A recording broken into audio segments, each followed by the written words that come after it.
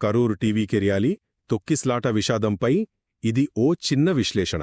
అసలు నటుడు విజయ్ గారి కొత్త పార్టీ, అదేనండి తమిళగ వెట్రి కజగం, వాళ్లు కరూరు జిల్లాలో సభ పెట్టారు కదా. అక్కడ ఊహించని రీతిలో పెద్ద విషాదం జరిగింది. అసలేం జరిగింది, దాని పర్యవసానాలేంటి ఓసారి చూద్దాం. సరే, మొదటి విషయమేంటంటే, ఈ దుర్ఘటనలో అయ్యో 39 మంది చనిపోయారండి. ఇందులో 17 మంది మహిళలు, 13 మంది పురుషులు, 9 మంది పిల్లలున్నారు. ఇంకో 40 మందికి గాయాలయ్యాయి. అసలు కారణం, విజయ్ని చూడాలని జనం ఒక్కసారిగా బారికేడ్ల వైపు దూసుకురావడమేనని అంటున్నారు. రెండో పాయింట్, అసలు దీనికి కారణమైన పరిస్థితులు చూడాలి. ఒకటి, జనం. అంచనా వేసిన దానికన్నా చాలా ఎక్కువ మంది వచ్చేశారు.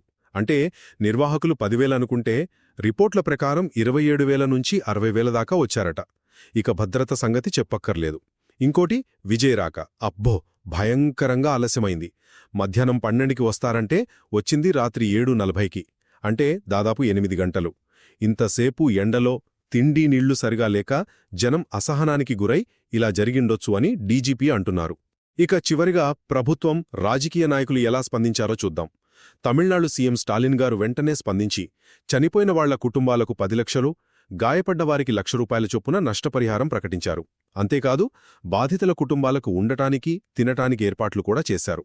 అటు ప్రధాని మోదీగారు, అమిత్ షా, ఇటు స్టాలిన్, పళనిస్వామి, ఇలా చాలామంది నాయకులు సంతాపం తెలిపారు. చూశారుగా, ఊహించనంత జనం, విపరీతమైన ఆలస్యం, ఆ చివరి నిమిషంలో తోపులాట, ఇవన్నీ కలిసి కరూరు ర్యాలీని ఇంత పెద్ద విషాదంగా మార్చేశాయి.